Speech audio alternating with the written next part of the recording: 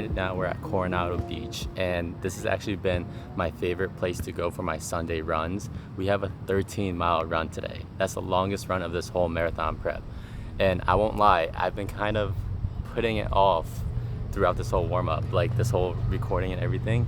I feel like I've just been taking my time because we're getting to the point now where, 14 miles is half a marathon, and that's halfway through what we're actually like going for. These are the workouts that they kind of get your own head a little bit because you've just never done them before. So it's 10 miles for an easy run, and then the last 3 are paced at an 8:30 pace. As far as pre-workout nutrition goes, I've been eating like a little mini bagel before I run, and a little bit of peanut butter, so a serving of peanut butter, a mini bagel, and then I also had 3 dates. So I have about like 60 grams of carbs in me right now. Today I want to do my Japan Q&A video, so I have a couple different questions that some of y'all and also just people on Instagram have asked me, so I'm going to go through those. There's a lot about content creation and cameras, which I'm going to put when I get back home. So if you want like that specific one, then it'll probably be in the middle of the video somewhere. I'm not going to answer some right now just because I need to get this run started, but we're going to do the Japan Q&A video for this one. And then also I'm going to show you guys all the Japan fashion pickups and what I bought from Japan.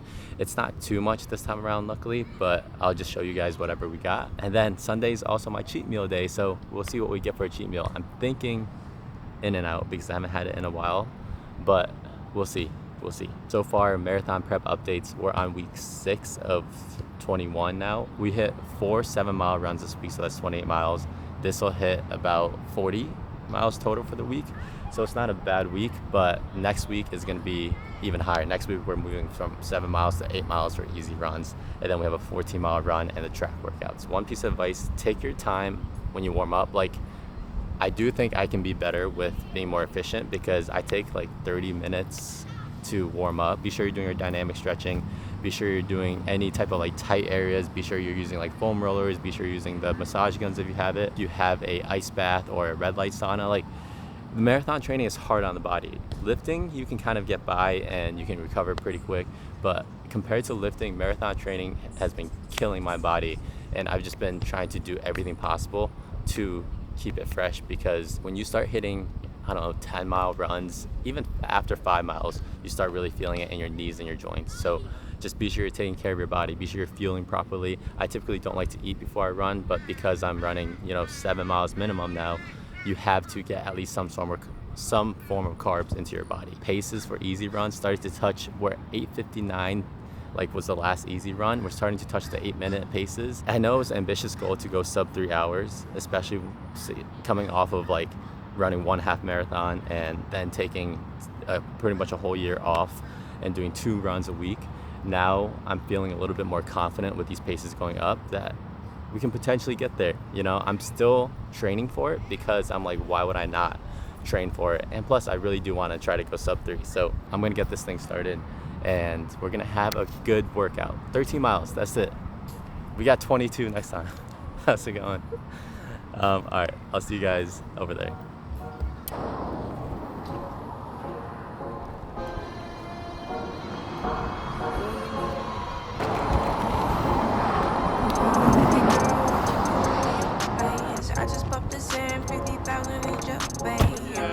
Alright guys, workout officially started. We're on mile 0. That's mile 1. So it's mile 2.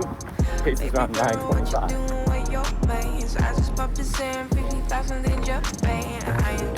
That's mile 3, 9:15. Mile 4, 9:15. Mile 5, 9:19. Mile 6, we're at 9:37 pace. Not bad. Mile 7, 9:22. Mile 8, 9:22. Feeling pretty good. We got 2 miles left in the easy run, and then it's 3 miles at an 8:30 pace. Mile 9, 9:29 pace. We just hit mile 10. Took a quick little breather. Now we got 3 miles at 8:30 pace to finish off this workout. Let's get it. Mile 11, 8:20 pace. Mile 12, 8:18 pace. 1 more. Let's fucking finish it. Let's go. Last 0.08 of the mile. Finish up.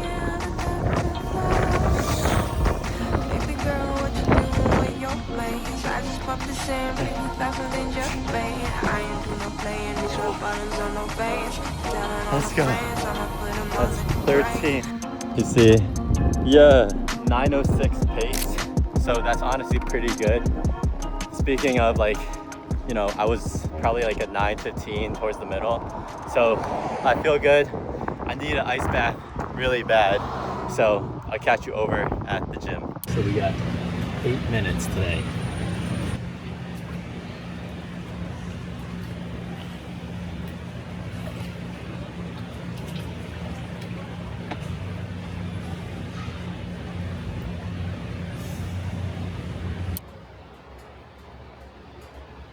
When it comes to longer miles like that, it's new territory. It is intimidating, but just being able to get it done, it's like a relief because you feel like you're headed in the right direction, if that makes sense. But this was a whole run. So shameless plug, follow me on Strava if you already don't.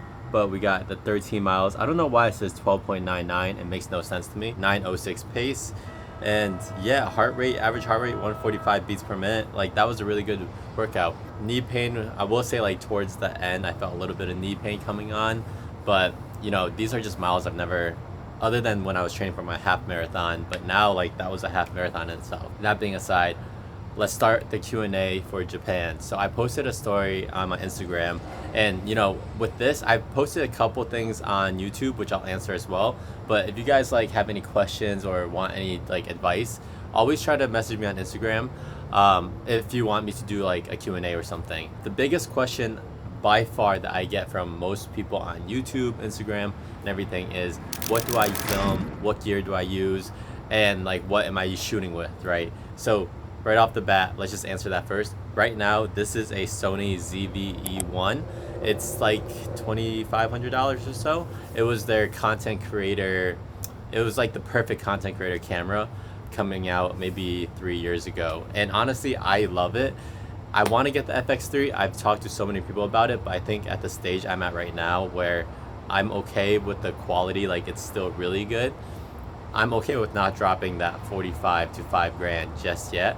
And I try to tell a lot of people, you know, if you don't have a camera, then maybe consider getting it. But if you have a good camera, maybe like wait until, you know, you have the money saved up or you're ready for the investment. I don't think you need to jump into it just because, like, you can get a lot out of the camera you're using.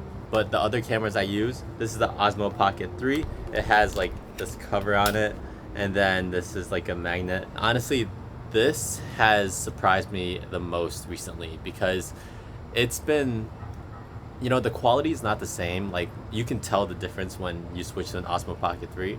But like in tight situations when you're in Japan and you're traveling and you don't want to carry this whole thing around with the setup and the tripod, this comes in clutch. And I've been telling a lot of people who are getting into content creating that this might be a better camera to get than like a full-on camera, just because when you're just starting off, this thing can shoot log and it's 4K.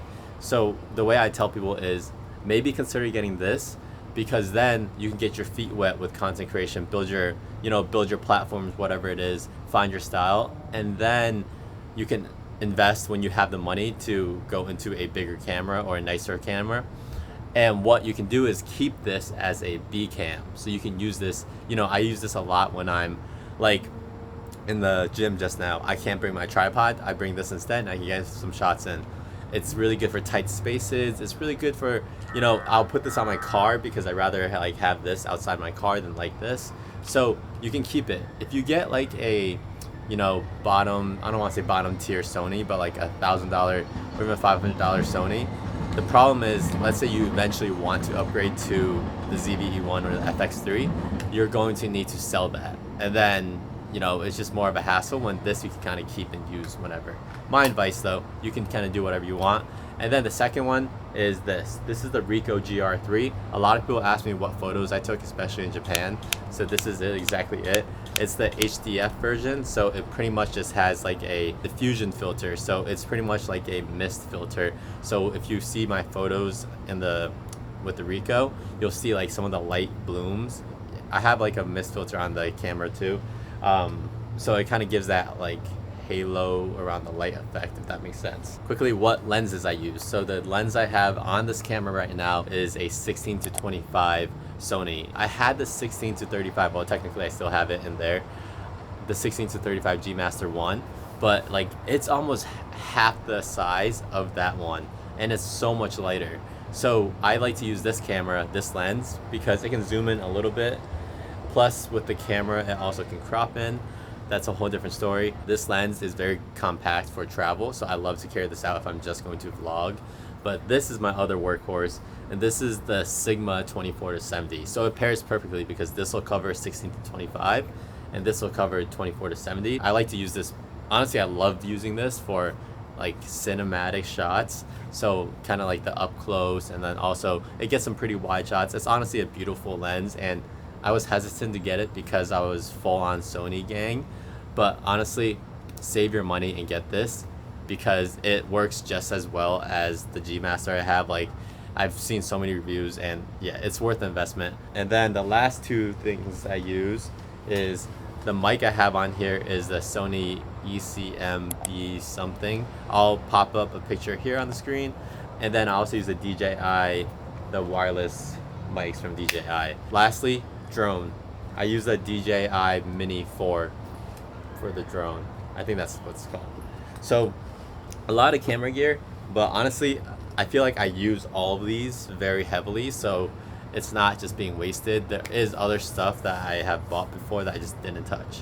So hopefully that gives a little insight as far as what camera equipment I'm using. I want to make a different video that goes fully in depth on, like, you know, using different lenses, using a filter, and like which mics for what situation. I don't know. I just want to do a full tech video at some point, but that's kind of the rundown of my camera bag. Alright, so first question we'll answer is minimum budget for 2-week stay in Japan, best hotel stays. She's flying from India. Minimum budget is kind of tough because if you don't want to do the shopping, my first trip to Japan, I went for 3 weeks back in October.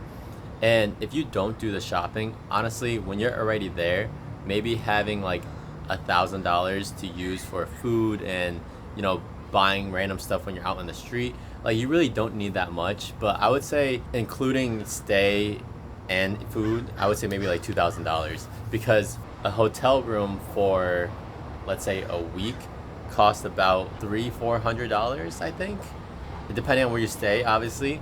And then if you do that for 2 weeks, it could be up to like $600 to $800. And then having $1,000 to use for food, because food is pretty cheap there as far as US dollars go, and the conversion helps you a lot. So, you know, it's just tough to answer that question, but I would say if you're going from US dollars, have about $2,000 saved. That way you can kind of enjoy what food you want. You don't have to worry about it. You can buy whatever snacks, and you can kind of like enjoy it without having to worry too much about the money. If you plan on going shopping, then that's a whole different story, because, you know, you can go all out in Japan. You can thrift a lot and find really good deals, but, you know, I would say at least have $2,000, and you'll have a good time with, you know, where you're staying, what you're buying, and what you're spending on. My favorite foods in Japan, ramen. I think ramen in Japan is just, I don't even know exactly why, whether it's like the broth or the noodles, but it just tastes so good. And then obviously sushi, you have to say sushi as well. And it's just so fresh. If you're from America and you like the very done up rolls, like the tiger rolls and the dragon rolls, they like have the flakes and the spicy mayo on it, then you might not, you have to enjoy just nigiri, which is just the rice and the fish, or sashimi. So yeah, sushi, ramen, both amazing. But then also, like, if you go down Dotonbori Street, I love the takoyaki, that's what it's called. So that is honestly one of my favorite foods that I had when I was in Osaka. And then also the skewers that they always have them in the fish markets, really good. I don't know, it's just the food there, honestly, you can't miss with it. Like, the matcha was really good, and I've only had matcha a handful of times, but very much impressed by the matcha out there. The coffee, like, I don't know if it was just the vibes, but everything, honestly, I hate to say it, but all foods are really good. But I would say like sushi and ramen you just can't go wrong with. Danu Visuals, he says, aside from the usual Tokyo, Kyoto, and Osaka itinerary, what other places would you recommend? I only went to those places. I mean, I tried. There's the thing with Tokyo, Kyoto, the thing with Japan in general is there's a lot of different pockets that are part of Tokyo. So like if you really like thrifting, where I went for my last day, Shimo Kitsuzawa, that was a really cool thrifting area. Koenji is another really good thrifting area. And there's so many little neighborhoods in Japan or in each city. But like I want to go back, and to be transparent, like I want to live out there for a short amount of time, or not short, but maybe a couple months or a year or something. And I want to go to like Hakone, I want to go to Hokkaido, I want to go to Fukuoka, which is a really big city as well. And like Hiroshima, I want to just do kind of not backpack, but kind of just live out there and, you know, take day trips, road trips, stuff like that. So that's something that is a goal of mine to go back at some point and do. And I think if you have the time out there, then you should try all the other places. Fukuoka is the other big city I know of, like, and Sapporo I've heard is pretty big. So if you are interested in going to the outskirts, I mean, there's so many places that you could go to. But if you're just visiting for the first time, I would say you have to go to Tokyo, Kyoto, and Osaka. Those are like the big three that you have to check out, because, you know, if you're only gonna go once in your life to Japan or this one time, you should go and hit those three. But yeah, my goal when I go back is to hit much more than that and just kind of, you know, get lost into the Japan, the other parts of Japan, if that makes sense. Someone said, where did you stay and how would you rate it? For stay, I stayed in Airbnbs and hotels. I would say the best hotels you're gonna find are Appa hotels. They're a little bit smaller, but Japan is just smaller in general as far as the hotel rooms go. And Appa is gonna have some of the best deals for you, and they're actually really nice. The beautiful thing is Japan is such a clean country. Like, it is so clean. And I tell you that the prices you pay for an Appa, let's say it's about $60, $70 a night. If you went to a hotel that was $60, $70 a night here in the US, especially in like LA or San Diego or New York, it would be a motel room, one, and you would be terrified because it would look like there might be a rat in the room or cockroaches or bed bugs, whatever. Like, when you go into these hotel rooms in Japan, it's so clean that even though it's cheaper, right, you just know that it's very clean. It's super nice. But Appa hotels are my number one. I stayed at the 1-5 Kyoto, and that was a really good hotel. If you have a chance to stay in Kyoto, I would say that one was a pretty well affordable hotel, and it was really, really nice. And honestly, I tried Airbnb twice now. We did one with my boy Darwin when we went the first time, and then that was in Sumida City, and then we did another Airbnb in Osaka. You don't need to do that. There's no reason. But I would say Airbnbs are only good if you're gonna go with a group of people, because realistically the hotel rooms were very much affordable, and they were honestly sometimes more affordable than the actual Airbnbs. Like in Tokyo this time around, me and Kevin stayed in separate rooms in Appa Hotel because it was cheaper to stay in a room each than to get an Airbnb and split it in half, if that makes sense. Same thing with, even with Darwin, like we ended up paying a decent amount. So I think if you're staying with a bigger group, then it might be worth it more to go with Airbnbs. But honestly, I would say hotels, if you're visiting, is the perfect way to go because they're affordable, they're really, really nice, and they're super clean. Versus Airbnbs, you know, sometimes it's in a smaller home, or, you know, the homes aren't as nice as hotels. They don't have as many amenities, whatever it is. So I would say that would be the other one. On that note though, we just hit 10 minutes on this clip, so I'm gonna take a break from this. I'm gonna answer some more questions later on. I'm just gonna go do my weekly planning right now and just kind of get this Sunday reset started. I'm loving your light, vulnerable, letting your guard down, it's honorable, especially when the past ain't been that friendly to you.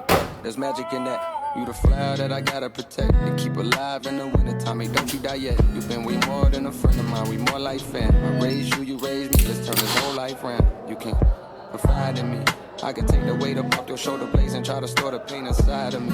Like, why the world do you like that? Like they don't know you God sent, but me, I view you like that. I'm sneaking glances, thanking God that he drew you like that. Beautiful black child, from the ship, your black cloud for your vibe and your smile. I don't mind a little rain. I'm your dog, is perk up at the sun in your name. Killing your name, wild fire, I can handle your flame. Download your shame, wild high, I can drown in. Bruh, I am so excited for this meal.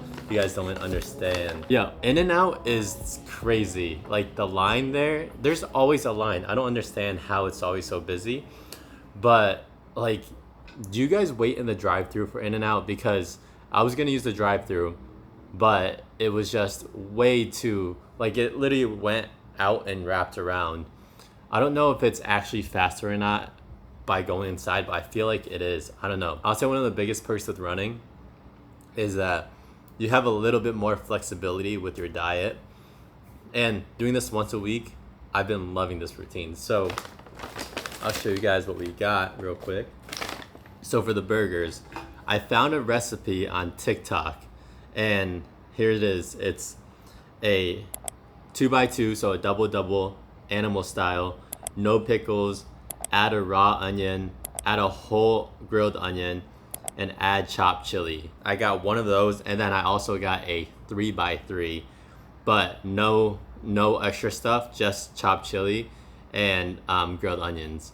So that was like my burgers, and then we got these animal style fries, and they look fire. And also we got a milkshake here. I'm gonna put it in the freezer, but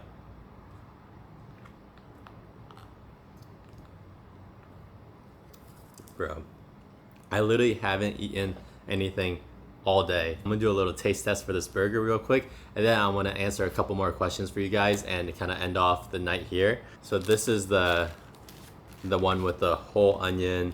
This is a double. So, bruh. Yeah, it looks so fire. All right, you ready?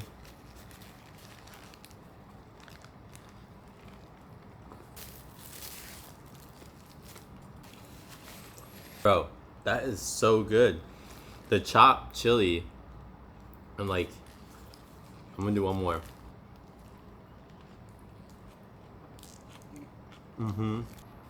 I'll show you, but I don't know if that's really gonna help.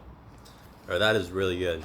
That chopped chili that you put inside of it, it's so good. It actually changes, because I've had In-N-Out before, but this burger definitely by far is better than what I've had before. So I don't know if it's a chopped chili or not, but that's good. And then we got the animal style fries. So In-N-Out is known to not have like the best fries, so you have to make them animal style, but yeah. Alright, I'm happy with this meal. In-N-Out sometimes gets a bad rep, especially with my East Coast friends. It might have changed for me just now, but let's answer a couple questions for you guys and kind of end off the night. I'm also watching a new show called Yellow Jackets, which like the last 2 nights, I've been staying up way too late, like 1 a.m., 2 a.m. I'm so bad with TV shows. If you guys have any advice with TV shows, let me know, because I don't know why. I just get so sucked into what's going on and stuff. But Yellow Jackets has been a pretty good show. Different than shows I normally watch, because it's a little bit more on the horror side, horror thriller side. But it's pretty good. I highly recommend. All right, so for questions, I'm just gonna rapid fire some of these because a lot of them were kind of repeating from what I already answered out there. Someone asked music source or how to get copyright-free music. This one gets asked all the time. My boy Kevin just made a video about it, and it's kind of similar to how we all do it. But what I do typically is I use SoundCloud. I'll usually filter through SoundCloud. Honestly, it's a little bit of a pain sometimes, but you just have to kind of go through and listen to a bunch of songs. You'll be able to tell sometimes when the beat is remixed and like the voice is kind of like changed, and then you can download them, and I would create like a video with 5 or 6 different songs and upload it. You can test it out that way.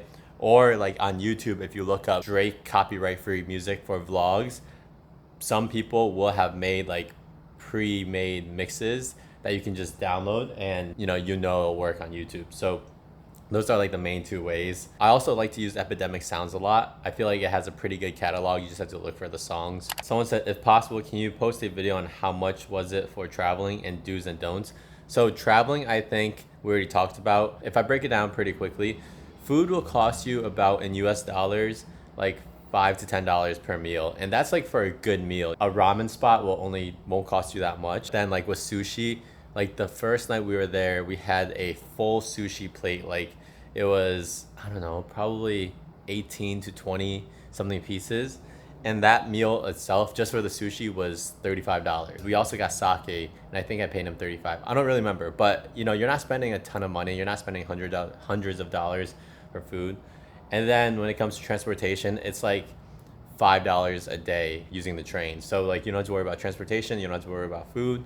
Then it just comes down to like extracurricular stuff. So, you know, some things are gonna cost more than others. If you're just kind of sightseeing and you're just, you know, just seeing the stuff around, you probably won't need that much. Do's and don'ts of Japan.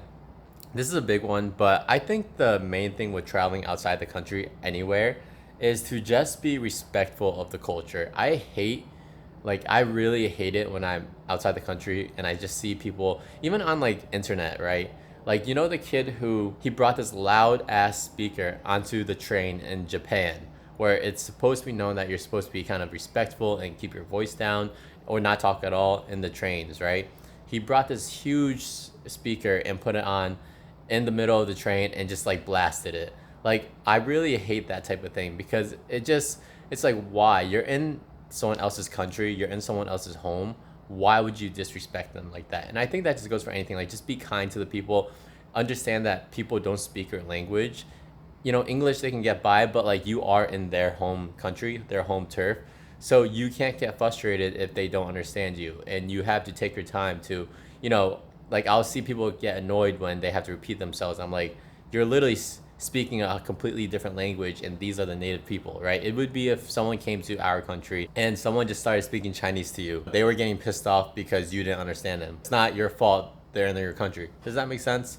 So I think the biggest things are just be as respectful as you can to the people, to the culture. There's certain things like, you know, the trains. Try not to talk too loudly on them. Like, I honestly don't try to talk sometimes. I feel like odd because you'll literally be able to hear each other talk. A couple more things. One is try different foods. If you're going to a whole new country, try not to just eat the same basic, you know, don't just go to McDonald's or don't just go to Italian restaurants. Like, they have all those, but I would say try different foods, you know. Me and Kevin were at Dosenbori and it was just kind of a joke, but I was like, just try the beef tongue and we tried like a beef sashimi, which definitely wasn't the best. But I think if you're in a new country, just be open to trying new foods, because when I was in Bali, that was some of the best things, was trying the local food instead of just eating the American stuff, you know. So I would definitely say try more foods and just be open to experiences. Another thing with Japan is try not to have too much of an itinerary. I know some people who will literally plan out every 5 minutes of their day, but I like to follow a very loose itinerary. I think as a content creator, you want that flexibility sometimes to just, you know, be able to take your time at a coffee shop, a park or something, but just take your time filming and stuff like that. But also if you're just visiting, sometimes having an itinerary locks you down into like having to do certain things, when I think it's better to almost, like the last day when I was in Shimokitazawa, I had no idea where I was going. I had no idea which neighborhoods, what stores, and I just kind of went with the flow. And I think that's the best part of Japan, people will say, is you can accidentally go down an alleyway and find a really cool restaurant, find really good food. Like, try not to do only the touristy areas and the places that are all over social media, because one, the food, you're gonna find good food anywhere you go. And two, the places that are on social media are probably gonna be like super busy and like a line out the door, and you could probably find the exact same food or same quality food somewhere else. So I would definitely say that. Someone said, do you plan on visiting Japan in 2026? So I'll end off this portion in the Q&A with this, and I don't want to get ahead of myself, but yes, I definitely plan on going back to Japan in 2026. I don't know exactly when yet, but Japan, when I do go back this time, I don't want to go back for just like a week or two. I want to spend some time there, and I keep saying it. I said it out there, I said it here just now. Like, I want to spend at least a couple months there and just take my time traveling. I don't want to. This would be more like a nomad type of trip where I'm, you know, maybe I have a suitcase or two on me, and I can have that flexibility to rent a car and go to the other parts of Japan and go to the northern parts and just like experience Japan because I want to. And I also want to go everywhere. Like, I know I talk a lot about Japan, but I want to go to China. I've been really wanting to go to China recently. I'm not from there, but my parents are from Fujian, China. And then I've only been to there and Hong Kong and Beijing, but only as like a kid. So I'm trying to like go there as this traveler to see like Chongqing. I hope I said that right. Is definitely somewhere I want to go. And then there's like a couple different like futuristic cities. I honestly have to look more into it. But I also want to go to Thailand. I want to go to Korea. I want to go to Hong Kong again. I want to visit like all of Asia. You know, Asia is like definitely my top continent to visit. I want to go back to Bali. Like, I don't exactly know what my plan is in the future, but I know I want to definitely check out all these places in Asia. From that, yes, I will be back to Japan in 2026. I don't know exactly when yet. I don't know exactly for how long. But yes, I do plan on going back to Japan. And I plan on traveling more around Asia. So if you guys are out there, let me know. Or if you have recommendations, let me know. But yeah, we will be back. On that note though, I'm going to finish up and eat my meal. And I'm going to watch an episode, maybe 2. It's already 9:30 and I like to get in bed by 11. So maybe 2 episodes. And then we're going to do the Japan shopping haul next time I see you. All right, y'all. Peace. Might not be forever.